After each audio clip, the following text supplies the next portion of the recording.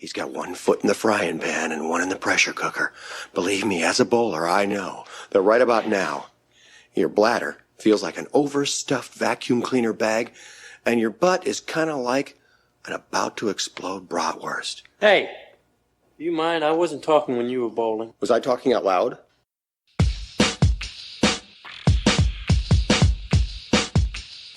Welcome to episode 14 of Munson's at the Movies. My name's Kyle. I will once again be your host. I'm here with the rest of the Munsons. I want to give them a wide berth. He's what is called a born loser. A real Munson. And talk a little bit about what's going on in their worlds. Rigby. Had a wild 2 weeks. First, I got a job in Las Vegas, and I'm moving there shortly. Yes. Yep. And then about a week later, I was diagnosed with COVID-19. So hanging in there. It's been about 9 days since I started feeling symptoms and kind of feeling tired and achy. And once I felt them, I kind of knew something was up. So I got a test and got my results back the next day that I was positive. But hanging in there, I've been fortunate enough to not have any of the major symptoms.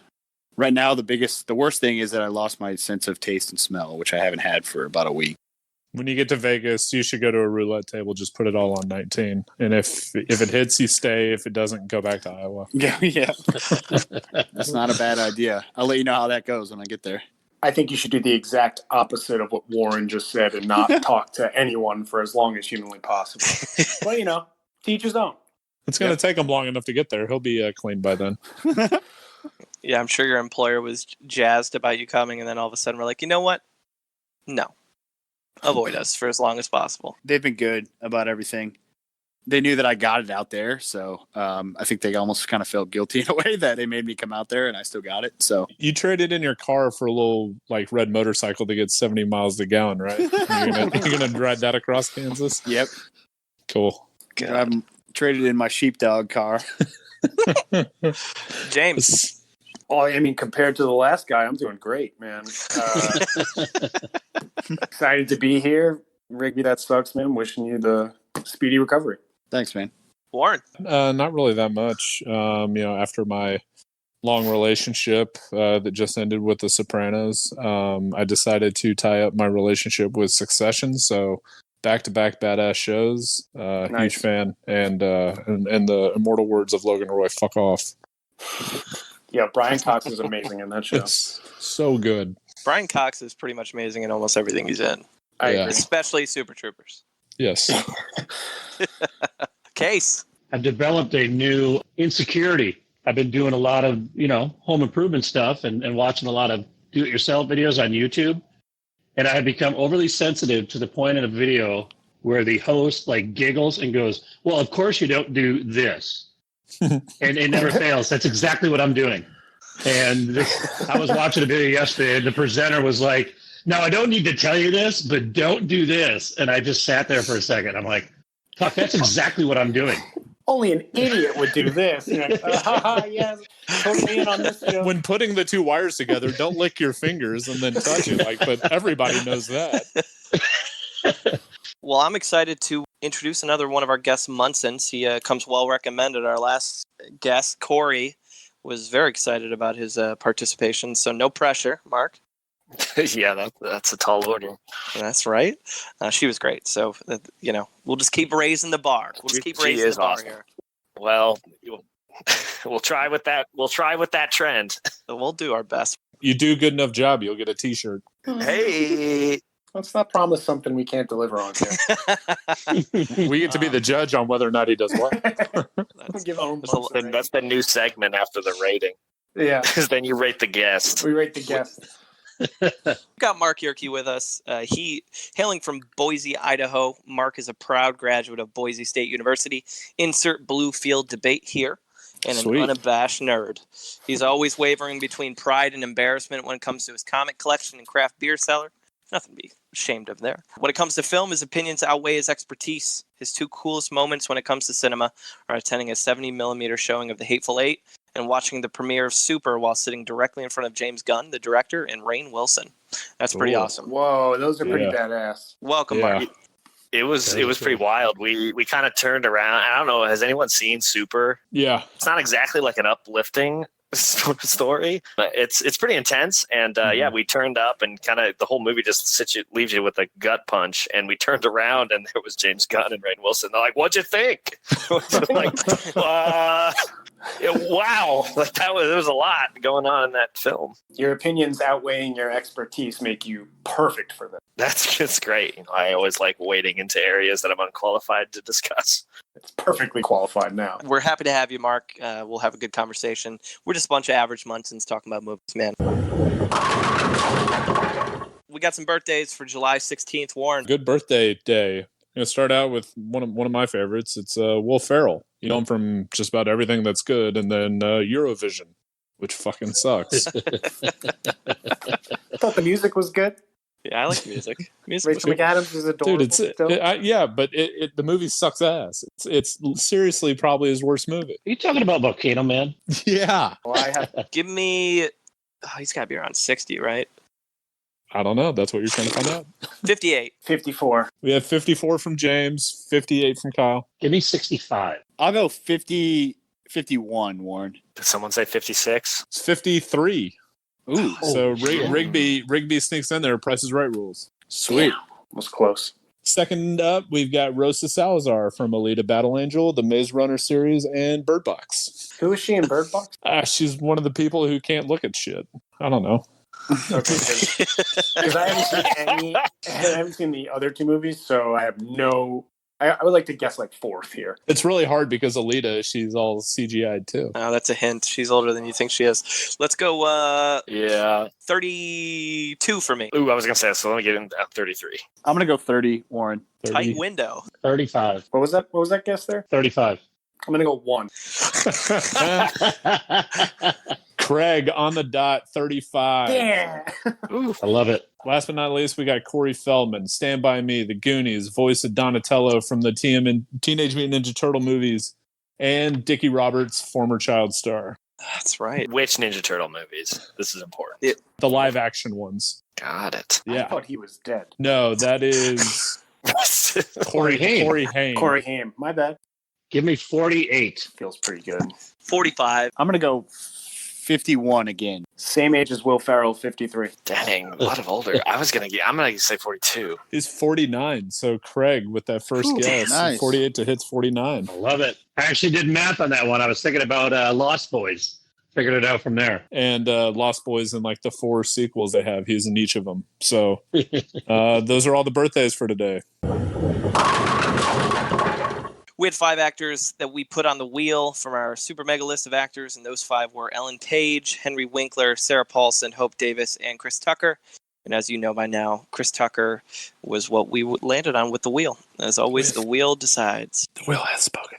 The wheel hath spoken. We had conversations of whether or not we wanted to cover Chris Tucker because he's only got 14 film credits in his career. So it's small. He's got huge impact, but a small filmography. But we decided he's made such a big impact. Let's just dig into his career because it is mysterious in a lot of ways. But before we do that, we always start with some actor trivia. James, take us. I'm going to read off 3 facts. 2 of them are going to be true. 1 of them is going to be a lie, and the lie has so far 100% of the time been a fact about a star from Fast and the Furious. So that you can use that knowledge to help narrow down which one you think is true and which one you think is a lie.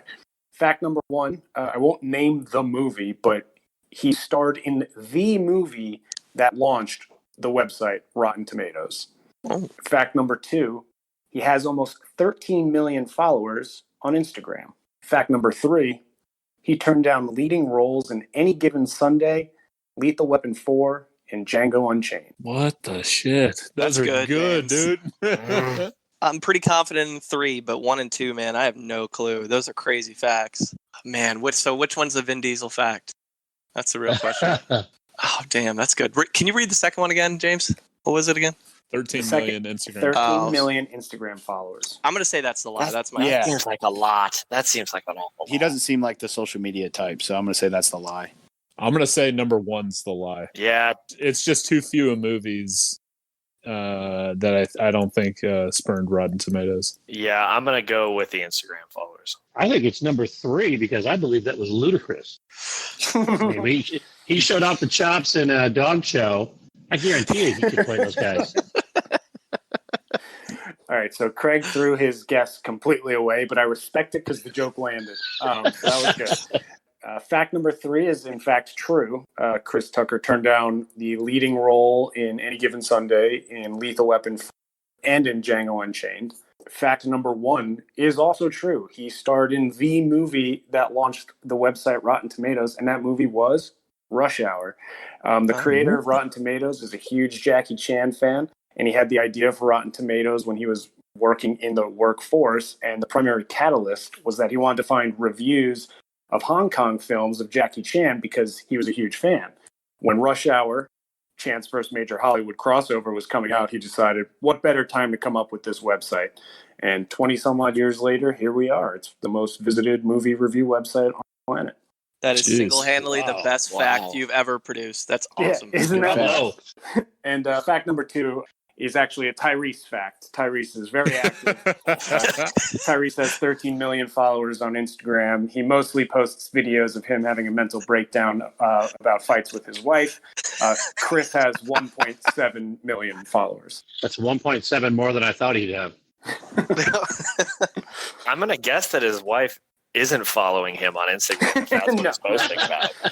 No, That's a safe space. If so, she just does it for entertainment. Case, tell us a little bit about his snapshot in box office history. Chris Tucker is a favorite of mine because he's only got 10 movies. So that made it very easy for me to pull some box office information. I'm pretty sure one of you is going to get this question right.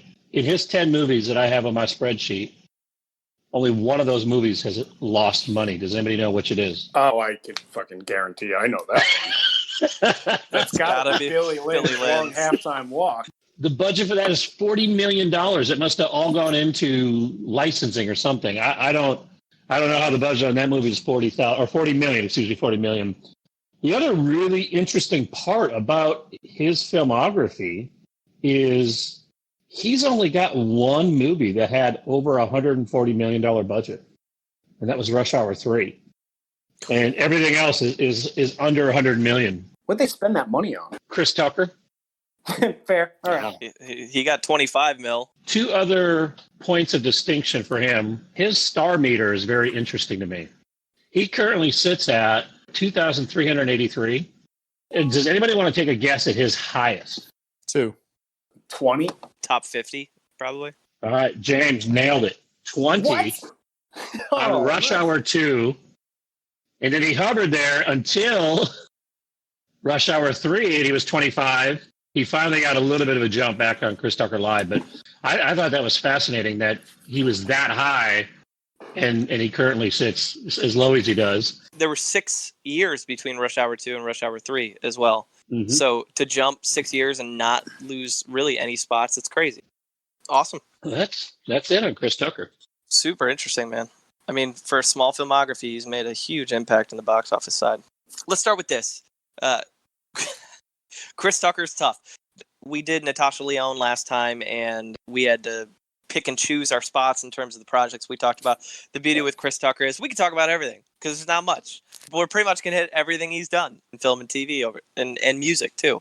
It all started for him when he did a live set on Def Comedy Jam in 1992, and I mean, Def Comedy Jam was huge at that time. He came out, did a 5-minute set, and struck a chord with audiences. And so that was his lead-in to starting to get into the entertainment industry. He's from Atlanta, Georgia, and moved out to Hollywood to pursue his dream on that side.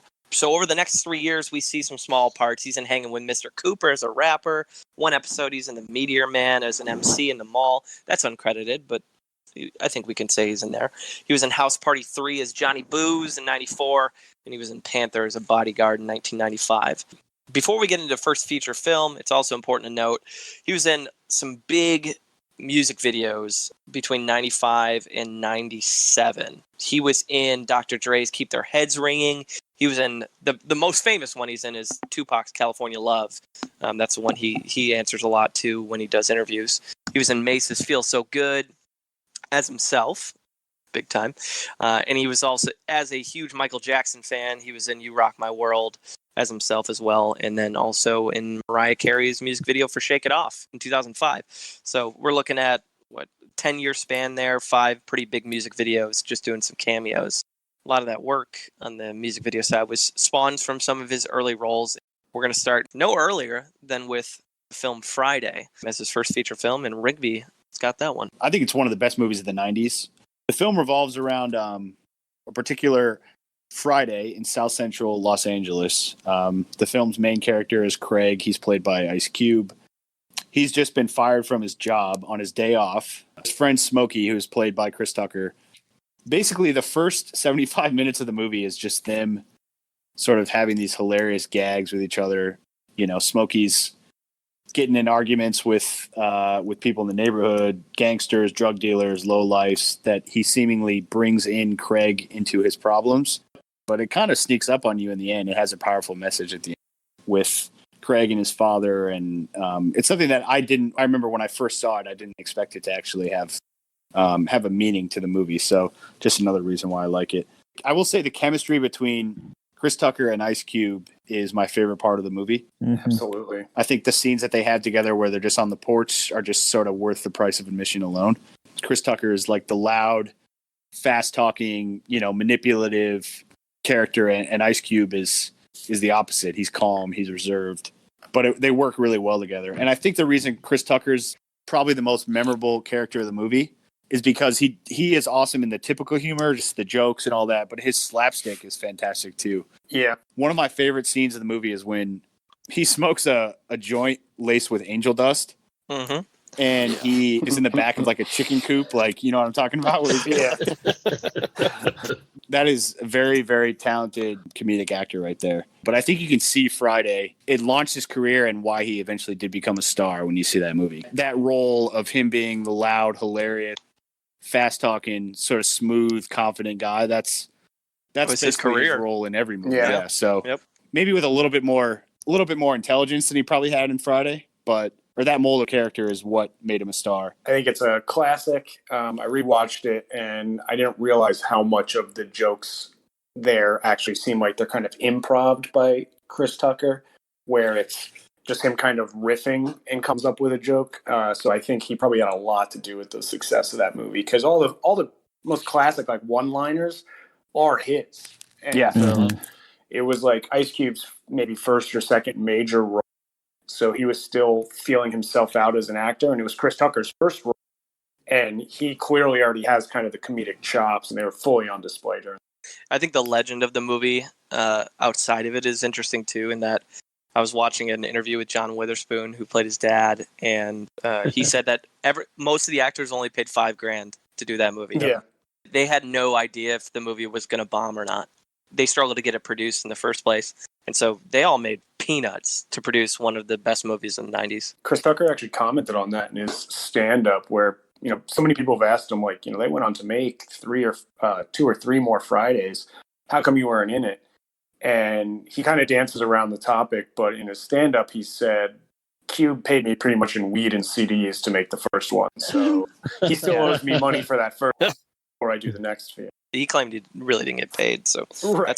that's why you see Mike Epps in next Friday instead of Smokey. What's his name? Is it Day-Day? Mike Epps? Day-Day.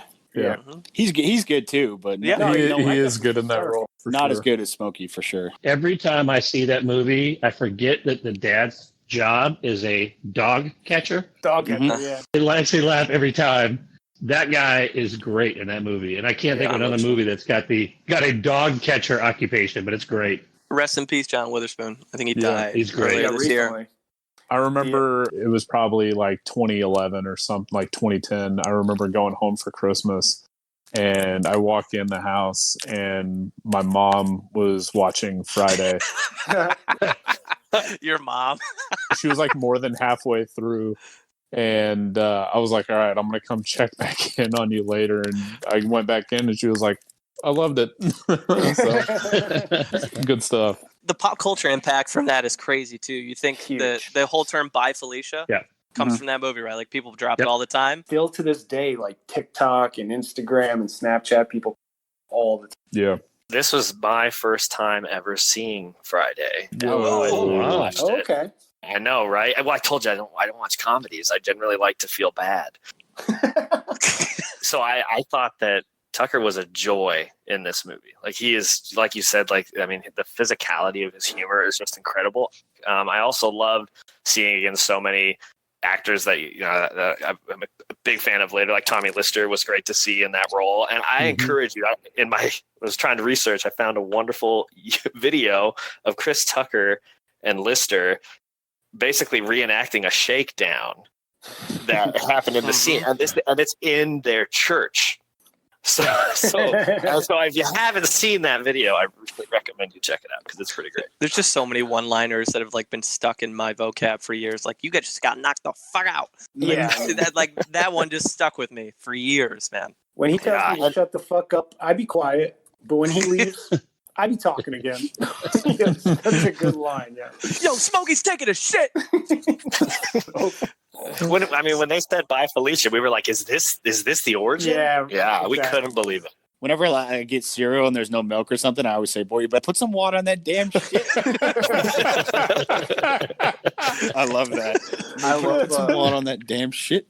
When John Witherspoon tries to convince Ice Cube to be a dog catcher also, and Ice Cube's like, I hate dogs. He's like, I hate dogs too. I beat the shit out of dogs all day. It's the best part of my job. It's so good, man. It's like, I catch a dog and I fucking punch it. Pay him what they're worth. Boom. It's so good. John Witherspoon, very underrated comedic actor. 100%. Absolutely. Oh, without a doubt. That's 95. That's Friday. Huge. I mean, he hits the scene, just explodes. Also 95, he was in Dead Presidents as a character named Skip. Yeah, he does drugs in the movie. A lot of drugs. So he's just kind of this guy. The whole movie's about. It's like in the Vietnam era. A group of guys from like New York, from the neighborhood, they go to Vietnam and they all kind of get fucked up in their own way, and they come back and they're trying to make money, and they turn to robbery, and he's just big in on drugs and really messed up in the head from Vietnam. Based on an interview I saw, it seemed like more of a dramatic role for him versus comedic. Yeah. I think that movie is more popular for the famous heist scene than for the actual movie. Got it. The robbers have their faces painted kind of like mimes, and the guy's shooting out of the dumpster. But like, I can't name like one other plot point to the movie because I probably saw it once when I was a little kid and never rewatched it. That's the image you see when you look it up online. It's the mime heist photo, so that makes sense. All right, well, that brings us to 97. We run into Munson choice. So as it goes with our guests, we hit the 5 categories. We give our guests the opportunity to pick another film from the filmography. With Tucker, there's only a few other options left. Looking at the rest of them, The Fifth Element was the one that seemed like might be the best conversation because definitely a unique role for Tucker. Gehrke, what do you got, man? I think that there is a little bit of contention with The Fifth Element. When it came out in 1997, I believe it actually debuted at the 50th anniversary of the Cannes Film Festival. And a lot of people thought that it was, one of the best blockbusters they'd ever seen, and a lot of people absolutely hated it. I think what I really love about The Fifth Element is Luc Besson actually started writing it as a 16-year-old, and I think that you can tell. I mean that in some of the best ways and some of the worst ways. This seems like, again, as a big comic book nerd, I love that so many things don't need an explanation. The second you start questioning things with this movie, it really starts to fall apart. For instance, if somebody were to check the contents of a case, the movie would have fallen apart pretty quickly. But that being said, because those contents were not checked, it created some really cool and quirky moments. And I think it actually thrives under the guise of a fantasy movie simply because you really have to suspend belief for a lot of these things to work. Mm-hmm. It was great getting to watch this movie again. I do really enjoy it. Again, with that big asterisk of I don't want to ask a lot of questions as I'm watching this movie. We see Bruce Willis, playing Corbin Dallas, that classic story of an ex-military taxi driver, and him being pivotal to the continued existence of Earth. It's really wonderful. I always love myself a good sci-fi story that involves evil corporations. And what I really love with this one is that Gary Oldman plays the wonderful Jean-Baptiste Emmanuel Zorg, which I always love. That's the 16-year-old part, because that is a roller coaster of a name, right? Like, it is Jean-Baptiste with some real high culture stuff. Like, that's someone you'd expect, like, a high school Western Civ teacher. That's like their substitute who just took a year off in France and decided to go by Jean-Baptiste. And then you throw in a little Emmanuel, so it's kind of like wrathful biblical element there in the middle. And then we end it with Zorg, which not only sounds like the name of a villain that a child would come up with, but that's actually legit. Toy Story. That's Zurg, close. Zurg, but but Zorg. But get this: if you're a Calvin and Hobbes fan, the Zorg were the primary enemies of his made-up Spaceman Spiff character. So, like, this is, you can't write that, right? So I really love that. Part of the movie that I really, really enjoy is with the start of this, the effects, I think, have really held up really well. A huge reliance on models and prosthetics. It actually was delayed several years because they could not achieve what they wanted to from a CGI perspective. I believe that's when Luc Besson, the director, actually did Leon the Professional. So just kind of a fun little nod there. But I really do think that the effects have held up really well over time. A lot of the scenes with future New York look great still. And I think that's the reliance on models. I also love some commentary in there. In general, I don't believe the movie is super deep, but there's some pretty poignant stuff there when it comes to corporations and military industrial complexes that exist. I really love the start of the film where, it is here's the giant death ball that's approaching Earth. What do we do? Like, fire a nuke at it, right? It's like, that didn't work. Fire more nukes. It's like, great. I think that's just wonderful. Overall, I think most aspects have held up. I can't tell if this movie is too long or it's too short. Part of it, I think this movie really thrives when it comes to world building and the aesthetics of everything. And so that makes me want to see more. But I also think in the middle, it gets to be a little bit of a narrative mess. The ending just kind of comes a little bit out of nowhere. There's that. Chris Tucker is indeed in this movie. He plays Ruby Rhod, who's a great, I believe, a radio show. I couldn't quite tell if it was a radio show or if it was a television show. Think radio. Yeah, radio. Okay, great. Yeah. Thank you. Also, maybe has superpowers. Like, he appears to make a woman, for lack of a better word, you're just going to call it as is, orgasm by verbal command, which is pretty neat. I mean, you could basically be an Avenger at that point, so maybe we'll get a crossover. Chris Tucker, I think, really, really added an interesting dynamic, because he basically just tags along the entire rest of the story and is just a really interesting foil to, Bruce Willis basically just doing what Bruce Willis does. And then here you have Chris Tucker as Ruby Rhod come in and is everything. Yeah, it's everything. Super over the top. Yeah, super over the top. Even like ambiguously, I think almost gendered to a degree, like in terms of outfits and personality. And that just, I thought, added, again, that really fantastical, wacky element that I think, again, if you can occupy that space, this movie really excels at. Yeah, I love the running gag with him and Bruce Willis where he's trying to promo up something on his show. Oh, yeah. And he's super high energy, and all of a sudden you toss it to him, and he's like, great. I'm thrilled. Like the last line where he's like screaming about, like, what is everyone screaming about? Like, what is there, a bomb going off every 5 minutes? I die every time that one hits. I agree with you. I think I was shocked by how well the graphics actually held up. So I think you're right. I think it did have to do with the less of a reliance on computer graphics and more on modeling. I remembered liking Bruce Willis so much more when I was younger, and then I rewatched it, and he is so dull in this movie, and I therefore appreciated Chris Tucker way more to lean into the ridiculousness of it, where Chris Tucker's character is just like clearly absurd, and the movie itself is absurd. So I did watch this. I didn't watch it, in the past week or whatever. I watched it maybe 3 or 4 months ago, and it was the first time I'd seen it in quite some time. I do agree that with the prosthetics and everything, that really helps it age better, because it looks better than like the Phantom Menace, where they tried to do everything CGI and it just looks like dog shit. And that was don't like, set the bar too high. I'm going back-to-back episodes. I'm mentioning the Jar Jar Binks boost, so that's definitely part of it. It's a quirky movie, and I think if you see it when you're younger, you see it at the late 90s, early 2000s, you build somewhat of an affinity for it. But for sure, I would go out of the way to say I think Tucker's character is probably the best part of the movie in a lot of ways, just with how over the top he is. I like Gary Oldman's accent. I was going to say him and Gary Oldman. I think the two Gary Oldman characters is very good. Lean the hardest into the absurdity of their characters are the ones that you're like, oh, that's pretty entertaining. Like Gary Oldman's having a meltdown. He's screaming at robots. Like And Tommy Lister is the president.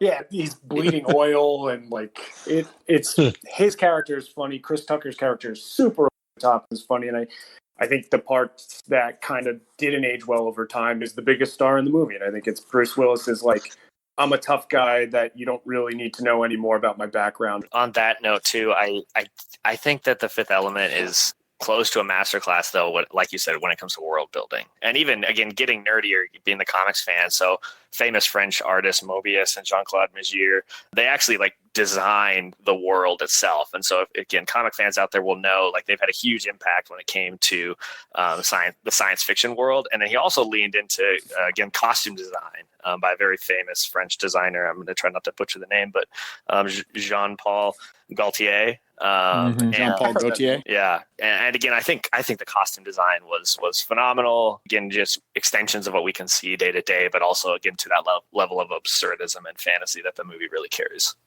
I also believe it was supposed to be a trilogy, and it simply didn't receive well, particularly in the U.S. That's why we bring you on, Mark, because you know your shit, man. And so it gives a cool element to that conversation about the Fifth Element.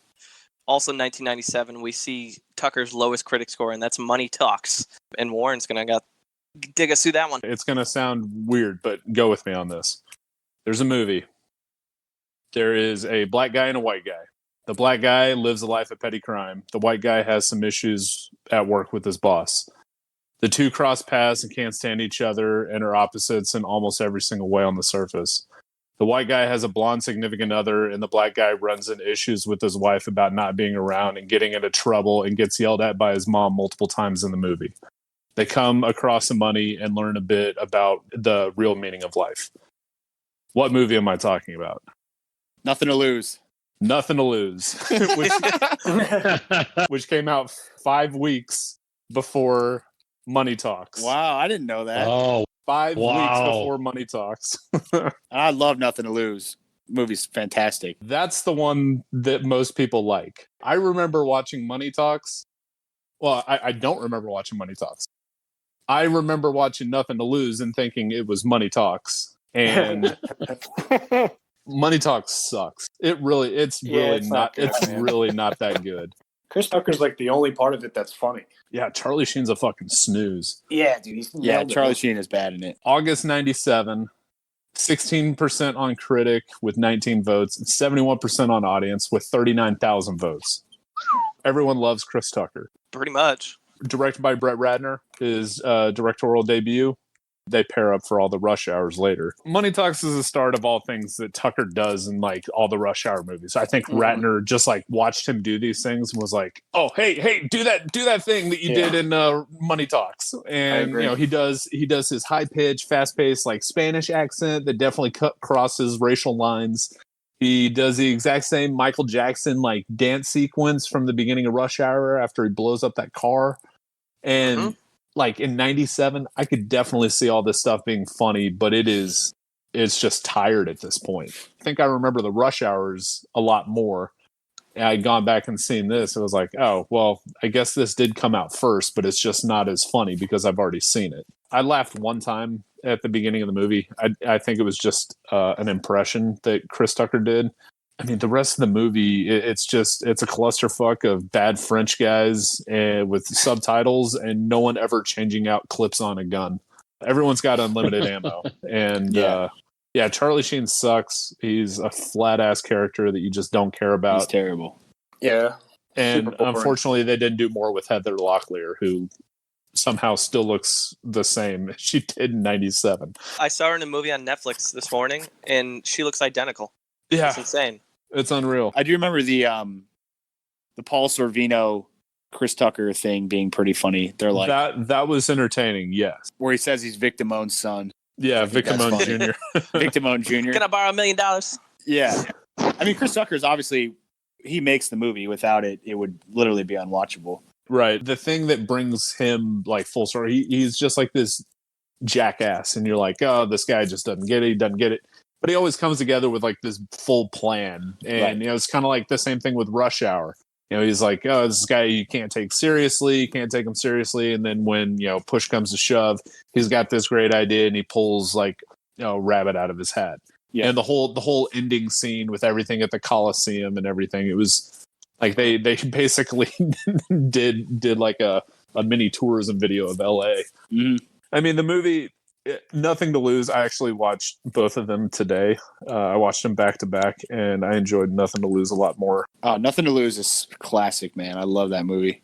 Yeah, so that was a lot of fun. But Money Talks made 48 mil on a 25 million budget, which I guess is cool. I never put it together that, first of all, that those plots are so similar, but they also came out right. They were probably racing the release. Yeah. And it looks like Money Talks raced and still lost the race in production. Like there's a helicopter scene where they're flying around, and it's like I think you can see the edge of like a TV behind it that's showing like the background of everything that they're flying past. It's pretty poor. A lot of foreshadowing here of the rest of his career. So 97 to 2001, he's only in 3 movies. He makes his Tarantino debut in Jackie Brown as Beaumont Livingston, and I believe he's only in about 8 minutes. It's like one extended scene, right? Yeah, that's correct. It's like Samuel L. Jackson's character shows up, is talking to him. Next thing you know, he's been taken out by Samuel L. Jackson's character. Put in the back of a trunk, right? Yep. So not much there, but still a Tarantino film. And as James had mentioned, that was probably the lead-in for getting offered a role in Django Unchained later in his career. Correct. Working with him there, just to connect some of those dots. But then 98 hits, and this is where Chris Tucker goes from a big star to just freaking to the moon superstar in Rush Hour. This movie, I think all 3 of these combined, Rush Hour, first one, Rush Hour 2, and Rush Hour 3, I think they almost made gross like $1 billion, which is insane for a comedy. You hear that for action movies, you hear that for comic book superhero movies, but you don't hear that for comedies. The success of these movies actually made him at one point, I think it was mentioned earlier in the podcast, but the highest paid actor in Hollywood, which is crazy for someone who at this point I think did 4 or 5 movies total. Yeah. Yeah, he got paid. I don't remember what he got paid for Rush Hour, but Rush Hour 2, he got paid 20 mil. Rush Hour 3 was 25 mil, and he negotiated a portion of the box office return. So did everyone here but Gehrke go see Rush Hour in theaters?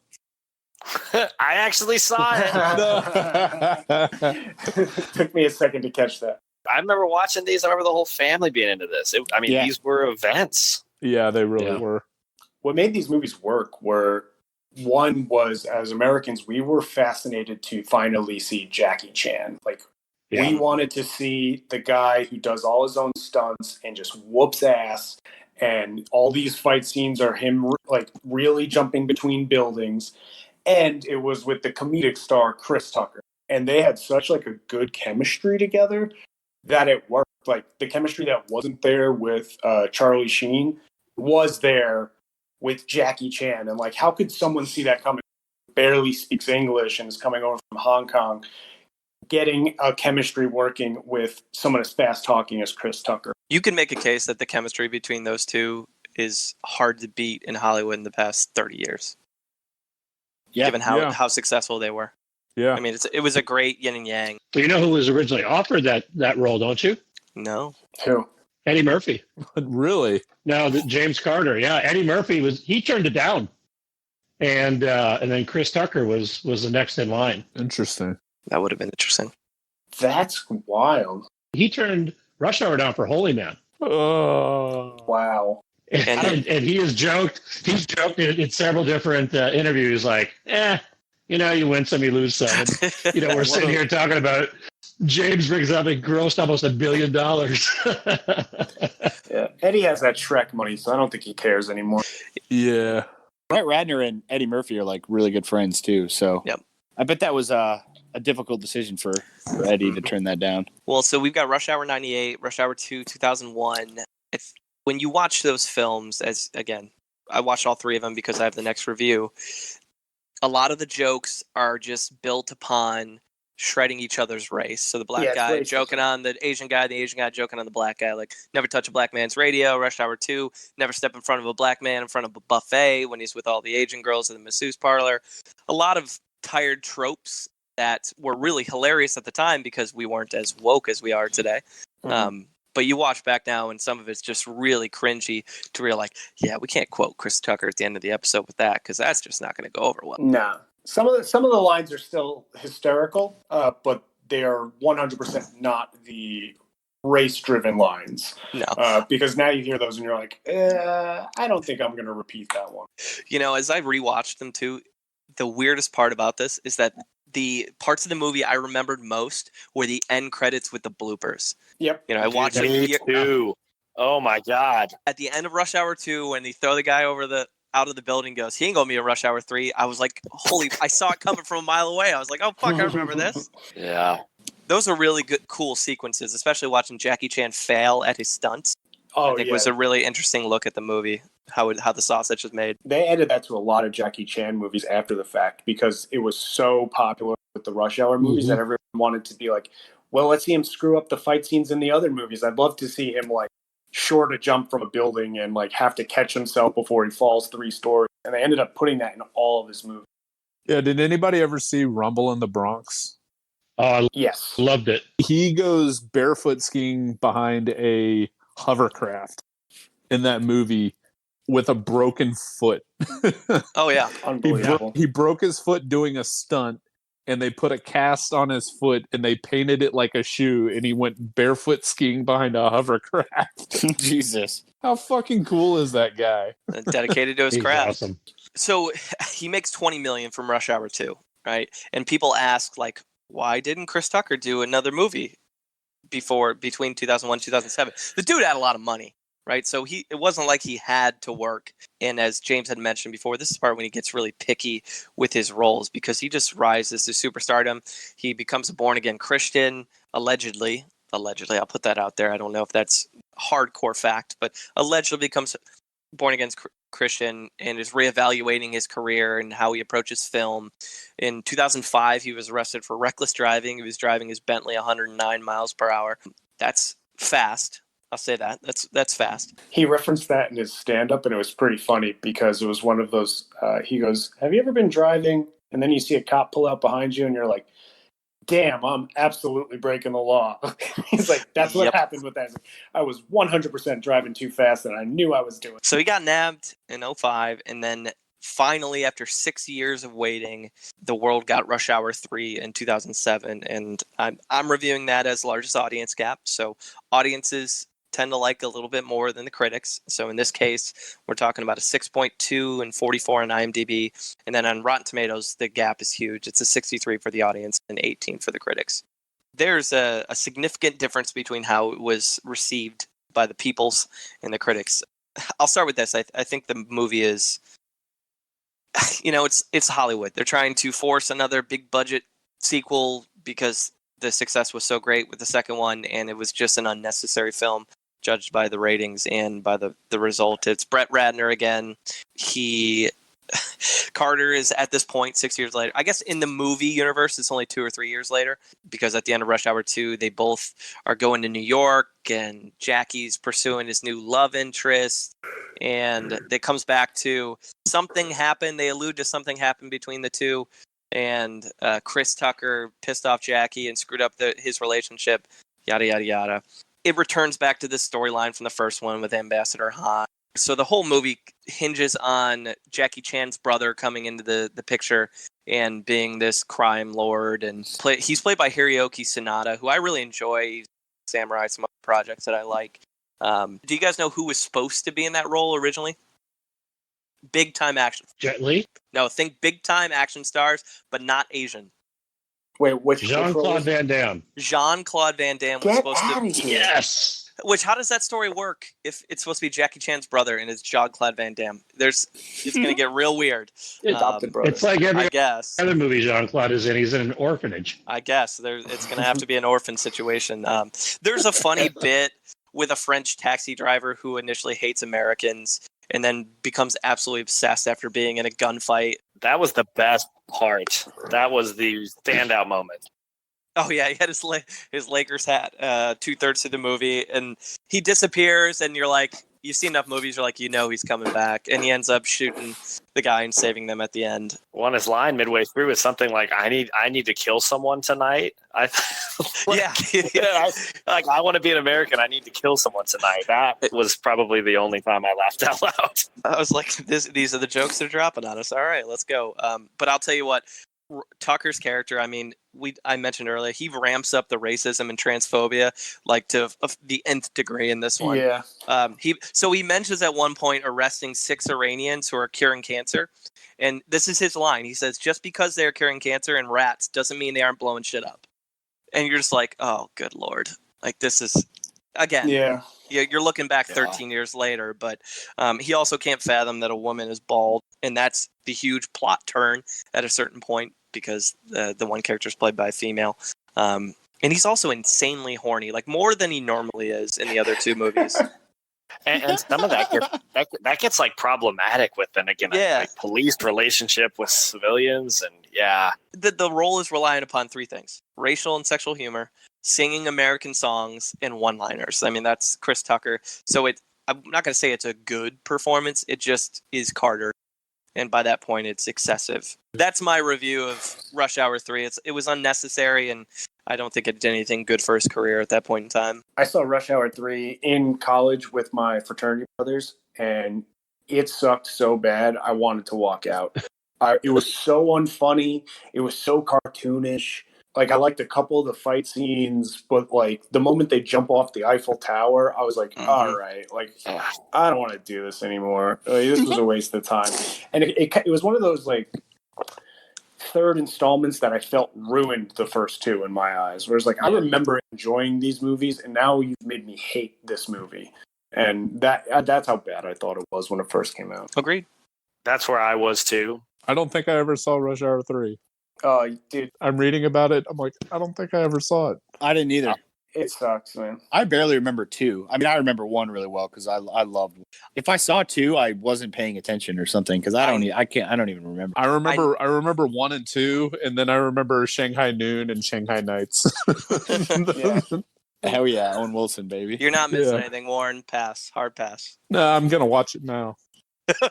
Jackie Chan's movie choices after Rush Hour were not the best. The Tuxedo? Around the world in 80 days and all that other shit or whatever he was in. The Tuxedo, I forgot about that.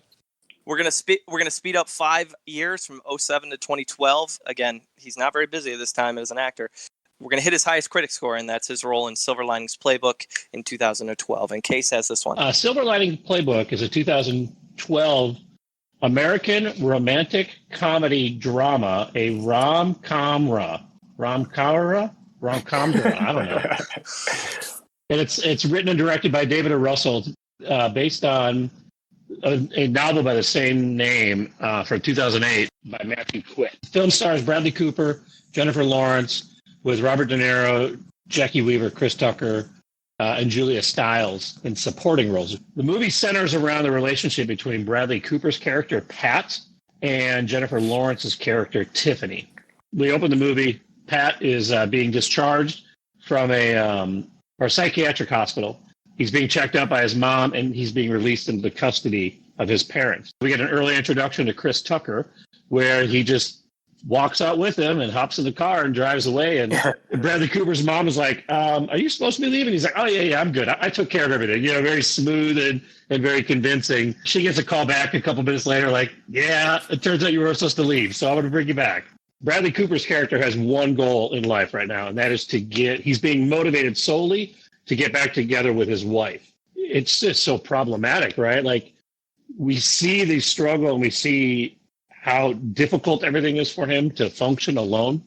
And you're like, there's no way anybody's going to take this guy back.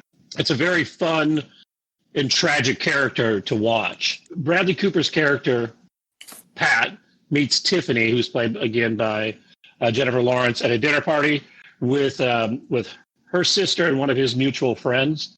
There's this brief period where they're kind of putting together a relationship, and then finally she convinces him if he helps her compete in this dance competition, she will help him get his wife back. It's really fun watching the two of them because they're just such good actors, and their chemistry just jumps out of the screen. Chris Tucker's role, he plays a guy named Danny. It's kind of what we expected out of Chris Tucker, but kind of dialed down a little bit, right? A little bit more human. He's charming. He's hilarious. He's got a few scenes. If you took Chris Tucker's character out of this movie, aside from missing some of the fun dances we see at the end, you know, I think we would have done all right without him. But he still does a good job in that role. I really enjoyed the comedy in this movie because it's not your typical rom-com. It's very, very, very edgy and almost dark comedy. One of the things that I also appreciated about this movie, and just based on my own upbringing, this movie really captures the vibe of neighborhoods and family really well. And we don't have a lot of movies anymore that tell the story that's based in a neighborhood, right? And I really enjoyed that part. And then the final thing that I loved was Pat Sr., who's played by Robert De Niro. His irrational approach to quote-unquote good luck all the time and the situations and how important and bought in everyone around him is. Because it's like, all right, if he says we got to do it, then we got to do it because it's obviously good luck. And it's just hilarious because it's so irrational. One of those scenes, Danny, played by Chris Tucker, is actually forced to sit on the couch and hold the remotes a certain way because the Eagles had just scored. So they're just making him sit there like that. It's just hilarious. In fact, Bradley Cooper walks in. He's like, oh, wait, now he's going to hold the remotes? And Robert De Niro's like, they just scored, so we can't change it. The one thing that I love and hate at the same time is the portrayal of Philly Eagles fans because it is spot on, and it's why I hate them. Because they are irrational, emotional, illogical humans. They nailed it from that standpoint. Agreed. I mean, they hate themselves. That scene of the tailgate where a brawl starts, and it's all Eagles fans. Yeah, it's only Eagles fans beating each other the whole time. Surprise! One thing I loved about this movie was how shocking and unique the storyline is. When you look at the cover of the movie and the stars of the movie, and even the name of it, you don't expect it to be what it is. And then the storyline plays out, and it's like a deep dive into dealing with mental health issues and bipolar disorders and depression and how it's almost impossible for these people to properly function in society. And then what a toxic relationship would look like between people who have those issues. Yep. And at no point are you like bored. The whole time you're like, all right, cool, I'm watching the next thing. All right, what's going to happen next? This is new. This is like a refreshing take on a love story.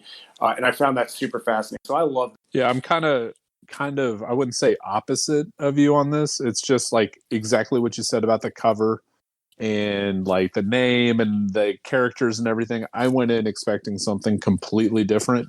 Yep. And it didn't hit any of it. And so I was like, well, I don't really care about this movie anymore. I haven't seen it since, and I will definitely give it another shot. I haven't really gotten around to rewatching it. I don't really have anything good or bad to say about it because I recognize that it won some stuff, and things like that. But I also completely agree with the Philadelphia, like, they're lovable assets, and so not really lovable. No, they're unlovable assets. I love how like it shows not only like the mental health issues, and you get to see how ridiculous the point of view is from Bradley Cooper for Jennifer Lawrence, but you also get to see how like the people who don't have those issues are like acknowledging that these people are being crazy. And my favorite like slight comment is when Bradley Cooper is talking to his therapist and he's having a breakdown about what he should wear to this dinner party. And he's like, well, I should probably get dressed up because, they're inviting this girl for me to meet. He's like, my brother-in-law got me this Eagles jersey and I kind of want to wear that. And his therapist is like, well, what player on the Eagles? And he goes, Deshaun Jackson. And his therapist just like breaks character and immediately he's like, Deshaun Jackson's the fucking man.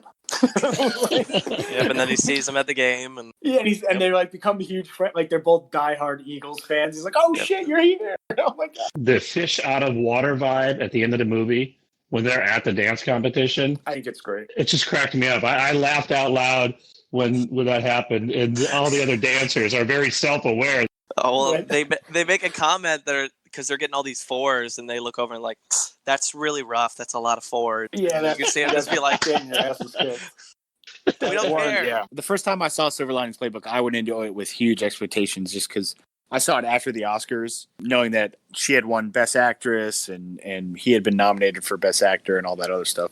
Mm-hmm. I just did not like the characters. I found them so obnoxious. And like, I get that they had mental illness and you were supposed to be Yeah, you don't like mental illness. That's what it sounds like, Rigby. Yeah. right. You were supposed to sympathize for them. Problematically be over here. But I just, I just did not like the characters. Do you think the Bradley Cooper Jennifer Lawrence combo would have been better than the alternative of Vince Vaughn and Zooey Deschanel? Yeah, No. probably. That was who Russell initially intended to make the film. I would have preferred gross. that. 2013 to 2015, Chris Tucker hosted the BET Awards in 2013, and then he had a stand-up special that's on Netflix called Chris Tucker Live. James mentioned it earlier.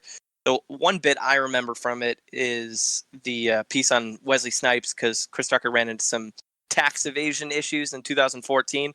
The folks who reported attributed to bad bookkeeping, essentially, and he jokes about Wesley Snipes giving really bad tax advice, and if you know anything about Wesley Snipes' background with taxes, then you know not to heed his advice on that front. So that's the only part that stuck out to me that I really remembered or found humorous. I think the biggest difference that was noticeable from watching his earlier stand-up to watching this is he no longer curses. I think it's clear that he's trying to make a change in his personal life because he stopped taking movie roles that kind of made him famous, where he was the quick talking, but kind of abrasive, and he'd have foul language and would say slang terms. And now he's still quick talking. It's naturally part of his humor, but that is not anything that kind of aligns with him personally. And I think it's because he's kind of become more religious. The pop culture and audience had become so accustomed to his eccentric comedic personality, and then seeing him take a more reserved approach, I just don't think people were ready for it and have accepted that new Chris Tucker yet, which plays into kind of where he's gone with his career. We've run into 2016, which is his most recent film performance, and is also his largest critic gap, and that's Billy Lynn's long movie title, Halftime Walk. Finally here. And James is hitting it. What I am about to say, I want you guys to know that I support our troops in our military. I love this country. I'm as patriotic as you can be. I love America. I want to let you guys know that beforehand. Okay. So Billy Lynn's Long Halftime Walk and horrific movie name is based off of a widely successful best-selling novel by a man by the name of Ben Fountain. It's a fictional story told from the point of view of a 19-year-old soldier named Billy Lynn, who, along with his platoon, has been hailed as a hero and is kind of brought back from Iraq to go on a victory tour of the U.S. after their battle went viral. So it was filmed, and someone saw his heroic act, and they brought that back to America to kind of be celebrated. Through flashbacks, and then this is where things go off the rails, culminating at a halftime show of the Thanksgiving Day Dallas Cowboys football game. The film reveals what really happened to the guys, and it's contrasting kind of the realities of the Iraq conflict and how America celebrates its soldiers back home. So it's directed by Academy Award winner Ang Lee, who's done some amazing movies. It has a stacked cast. Look at this cast. It's Garrett Hedlund, Kristen Stewart, Steve Martin, Tim Blake Nelson, our boy Vin Diesel, and Chris Tucker. The movie takes place during a single day, and it's really trying to tell a story of like soldier camaraderie, the commercialization of war, PTSD, like the weight of of being considered a hero for what you might consider the worst day of your life, and what it really means to like support the war when the real costs are kind of barely felt by the majority of the U.S. citizens at home. Sounds like an amazing story, tremendous story, and I can understand why that book was successful, because that is a super deep dive told from the perspective of the soldier that I bet is really fascinating. But unfortunately, just like the title of this movie sucks. This movie's in 3D. Have anything I've said so far makes you feel like this would be a good movie for 3D? Highly unfocused. It's inconsistent in what it's trying to say. For all the interesting concepts it's trying to explore, it's like such often like empty statements. Like, I think it'd be super fascinating if they dove in on the support our troops crowd and the overall like misconceptions of war, that would be awesome. But instead, it just kind of makes that statement, and then it goes straight to like corny, on the nose, intense close-ups of the cast giving like a monologue directly into the camera, like Tucker, for example. So Tucker plays an agent for the soldiers who's trying to get them a movie deal, and he's on the phone like 95% of the time, you know, being like his quick talking self. But then there's a moment where he delivers a line where he's, the way I see it, you guys are here, and Hollywood is way the heck over there. And frankly, I don't think these studios folks have the moral fortitude to grasp the true stakes of your story. While like looking in the camera, oh my God, this is making my skin crawl. It's like watching a soap opera of American stereotypes just play out. And you know, there's a love story. Like a cheerleader falls in love with one of the soldiers. They've known each other for 10 minutes. It's like a horribly written and like bizarrely shot soap opera. Everyone who supports the troops is shown as like a simpleton. People who don't seem to care either way are shown as assholes. And the soldiers are shown as like these immature, kind of like undisciplined and like extremely rude dicks. Especially for troops who are on a public relation tour and supposed to be treated as heroes. Like this movie, no question, likely offends soldiers, their families, anyone who supports the troops, Dallas Cowboy fans, people who are fans of enjoying watching good movies, all are offended by this. When I found out this was the largest critic gap, I was shocked because anyone who says movie is good is only saying that because they're either embarrassed that a book that they loved was turned into a horrific movie, or they are afraid to say this movie blows because of the subject matter that it's about. It's legitimately one of the worst military movies I've ever seen. And when it was over, I was like so confused what had just happened. Like the fact that this movie was a super successful book, I was like, I kind of doubt that the book's that good anymore because that's how bad the movie was. So you didn't read the book? No, there's no, I mean, No.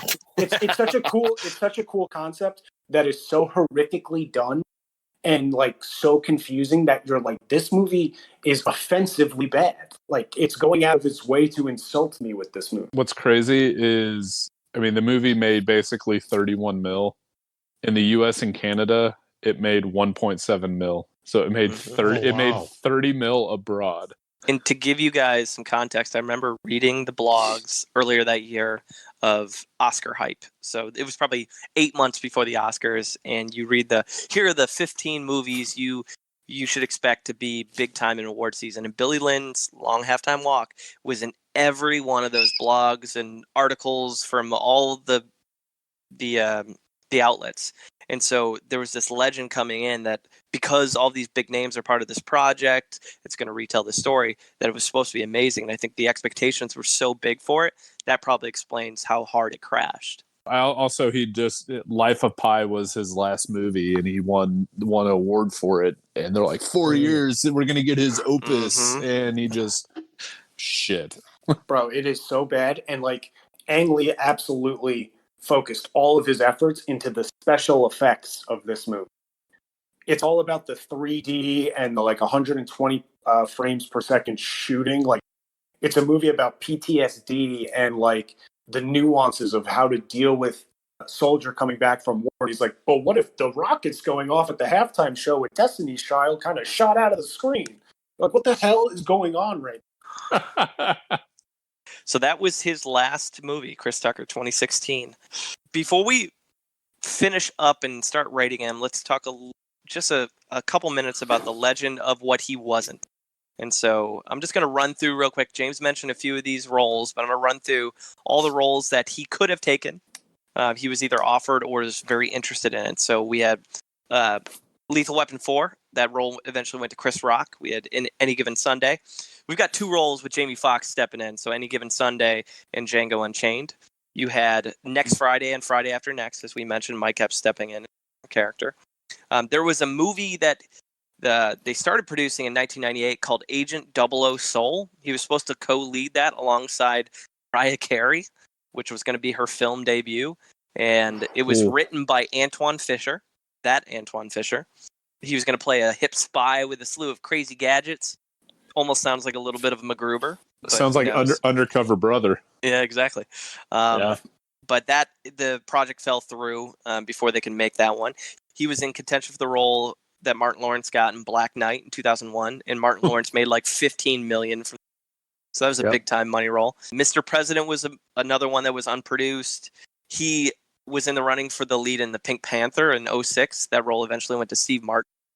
And Night and Day in 2010, that role eventually went to Tom Cruise. What? Oh, wow. Yeah. And They didn't want to do a black and white night and day thing.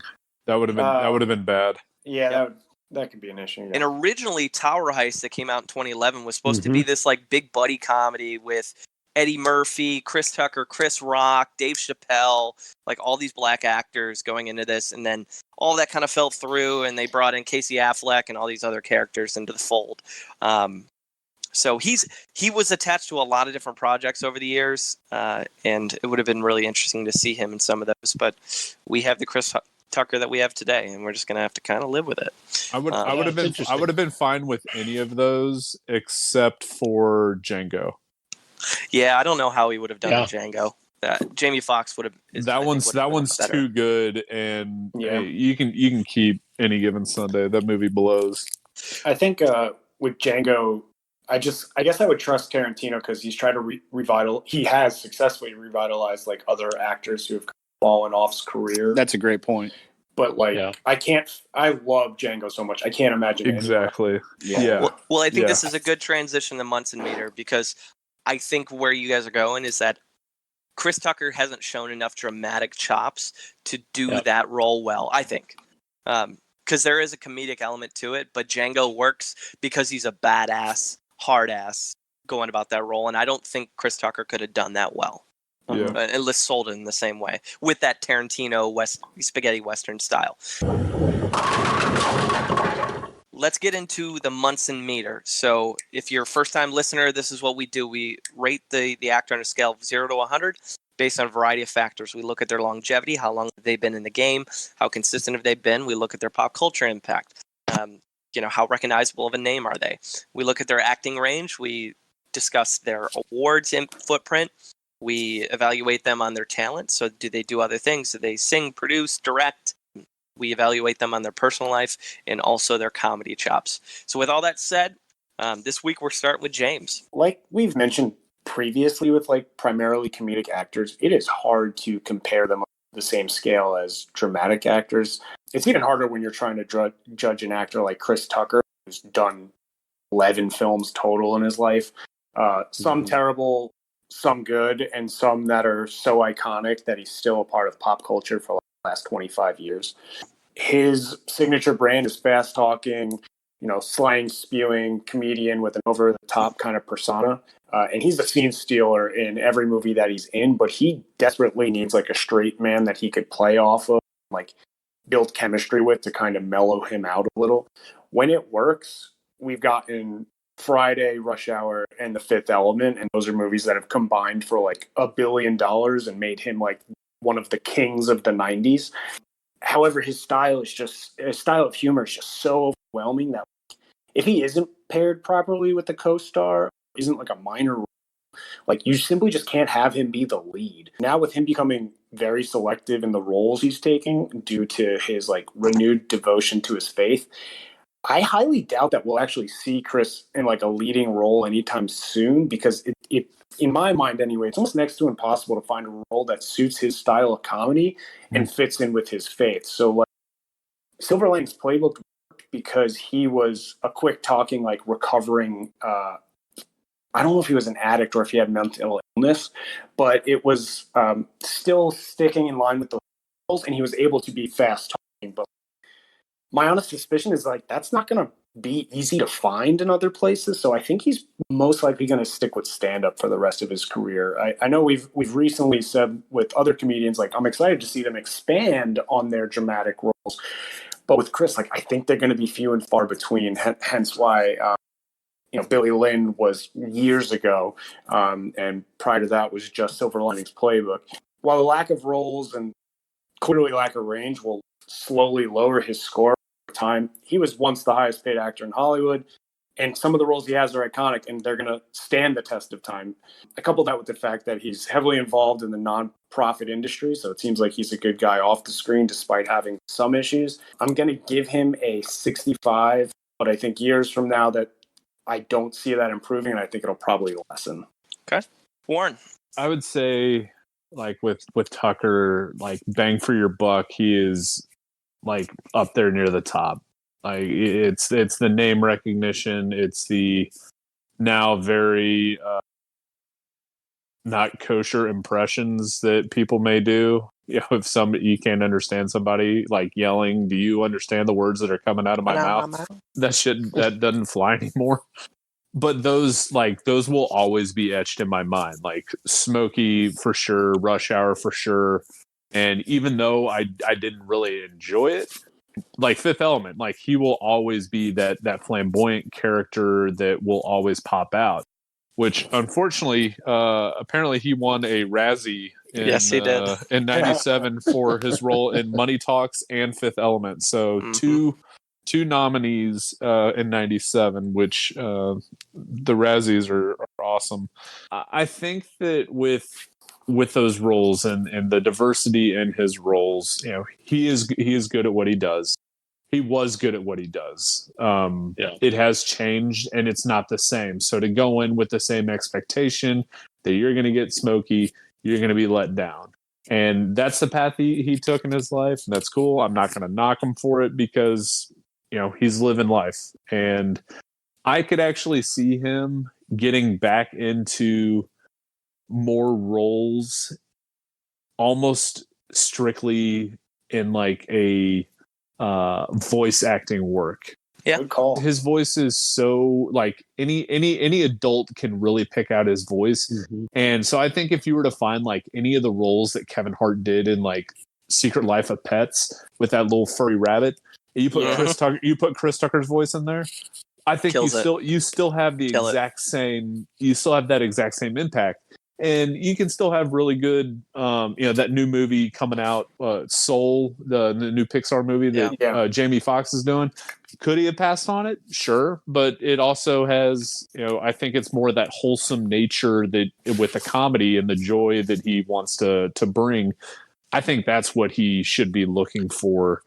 And I know no matter what, when he goes out and does stand up, people are going to pay to go see him because it's just saying like, oh, I saw Chris Tucker. When did you see Chris Tucker? It doesn't matter. I saw Chris Tucker. Like that's all people are really going to say from that point. I mean, for a while there, he had like a Barry Sanders-esque career where it was just like this short period of time. And if he had just ridden off into the sunset, you could have always said like, wow, what could have been?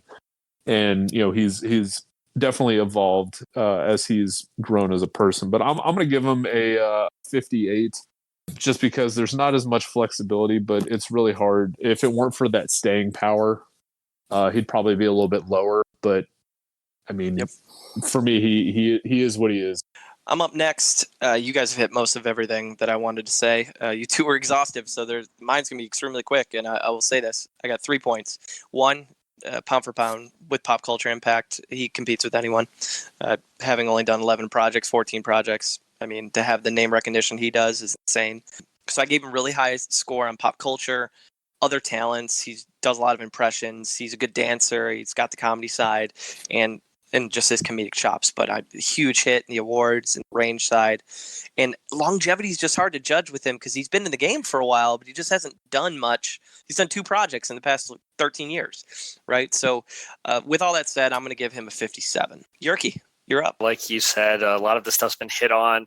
As you were talking, we were talking about like what could be next.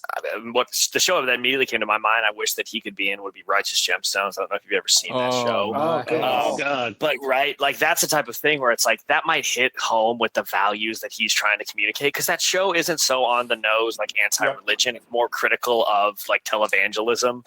Right. I feel like, and the rock solid cast there and the absurdity of it, like. Aside, I wish you would do that. Speaking to that, so that's where I start to run into again, like the range. I don't see it there. And being somebody that naturally is just not super into comedies, I really wish we could see him find his own. And even as I started to dig more to try to find his personal life, where I struggle with Chris Tucker is I don't know that those things that we point to again, like the Smokey and the Officer Carter. I don't know that he's actually proud of those characters in the way that He's not. he wishes he could be. And that, to me, I go back and forth. Is that a negative or is that a positive? Ultimately, I think Chris Tucker is incredibly talented. Again, his physical presence, his influence on pop culture, like that's all undeniable. The thing that I struggle most with is that I don't know that Chris Tucker was actually proud of that version of himself. Nice. And I really, really wish that he would be given. I wish he would let himself like find another role. I feel like that picky is almost a cop out because even that list we ran through, there's a lot of really great opportunities there, and I think that there's a lot of room for him. I personally, I would give him a 52. I think, again, that his comedy mostly leans into his stand-up, but I just don't know that that's something that he is proud of any longer. And I just don't know that his comedy does what it needs to do to have that lasting appeal. And I'll add this too. I didn't mention mine, but I meant to. His unwavering support for Michael Jackson also takes a hit for me in my scoring of him, because I get it. There's some controversy there, but it's hard to still stand on that ledge and reach out there. So we'll just continue. Case, you're up. A couple things that haven't been brought up yet that I like. He's big into family, and I've heard him talk about it in interviews, and he joked about it in his last comedy special that his family cost him a lot of money. He was running a comedy club with his family. And Jimmy Kimmel goes, "Well, you need to give me some advice on that." He goes, "Nah, I closed it." And he goes, "How long did it last?" He goes, "A year. My family lost me money, so I closed it." He pulled off something that is, I mean, you could count on one hand the amount of comedic action stars there are. He, I think, definitely fills that void. And, it's hard to think of one since, to be honest. I give him a lot of credit for that. And he was huge at like the peak time for me in my life, right? Mm-hmm. And so he, nostalgic wise, he gets some extra points for me. Otherwise, I'm docking him the same reasons you guys are. I'm a fan, but unfortunately, he's not going to get one of my higher scores. I'm going to give him a 60. All right, Rigby, finish this out. I thought about this kind of all week when we first learned that we were going to do Tucker, because how much impact do you give somebody that really hasn't had a memorable role since Rush Hour in my eyes, which was 22 years ago, because even Rush Hour 2 and 3 were not really memorable to me. I think there's something to be said that he was at one time the highest paid actor in Hollywood. Mm-hmm. That's a crazy stat. He'll get points from me there.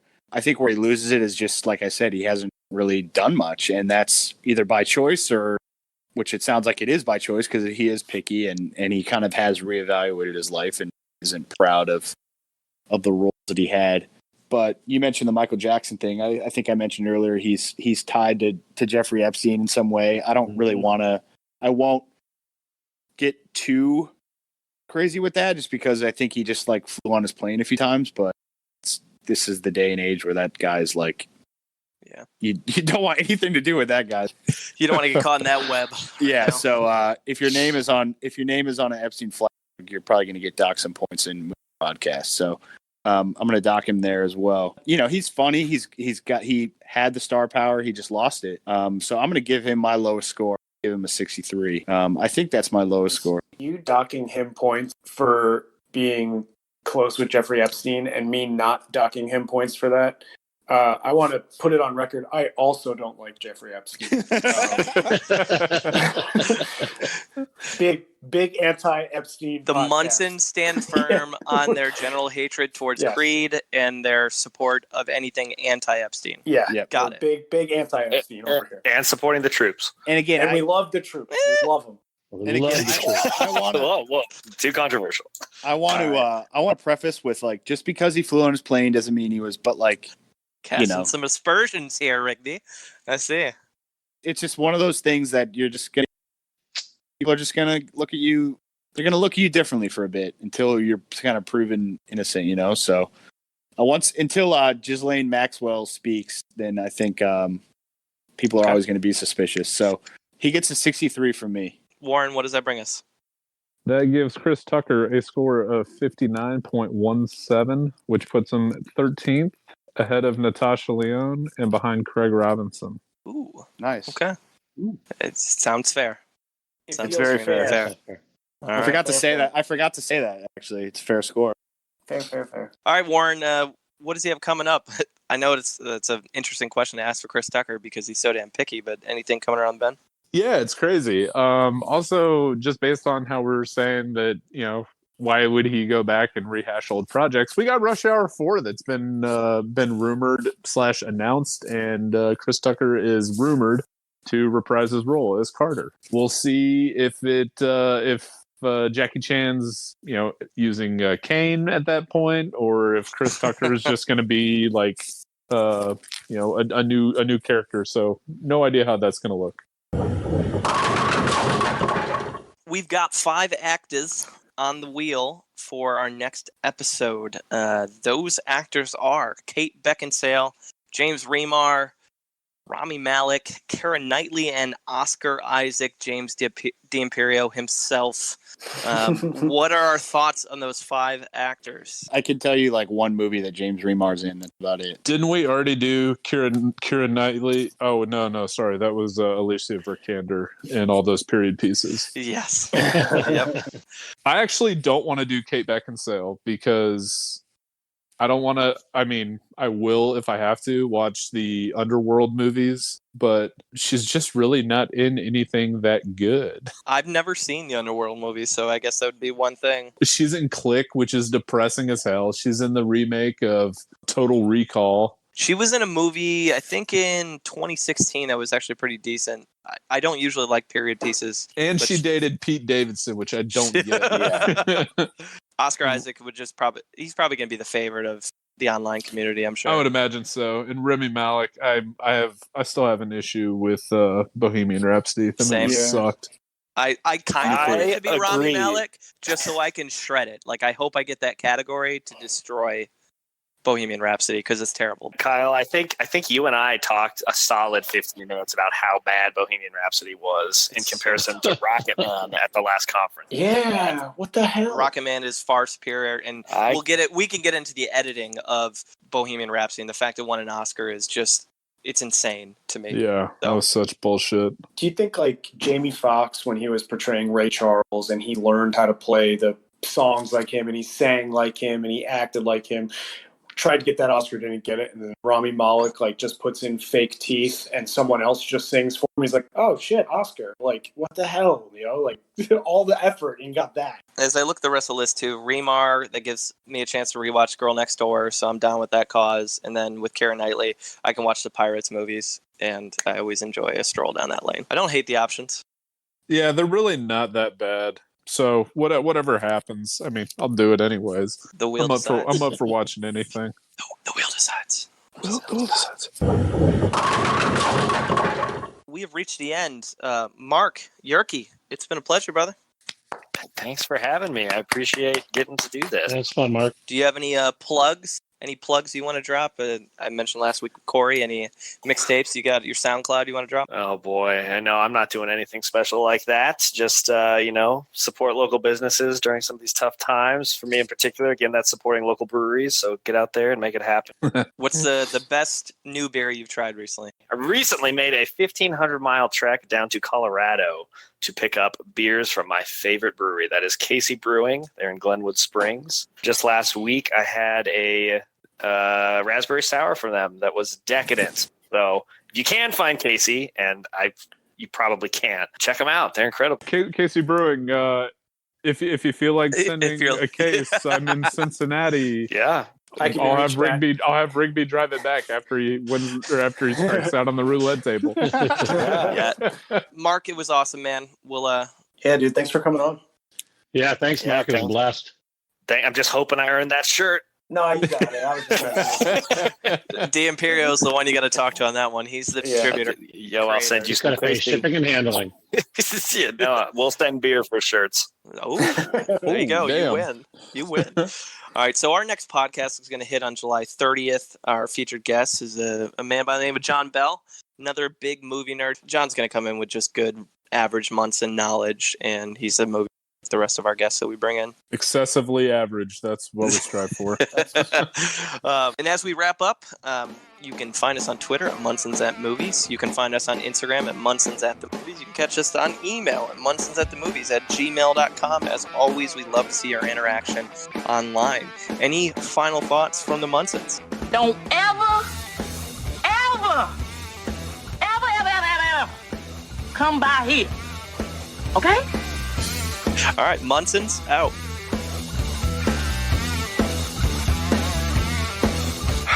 All right, let's go. Thank you for the education, gentlemen. We've just received a PhD in stupidity. Doctor, shall we?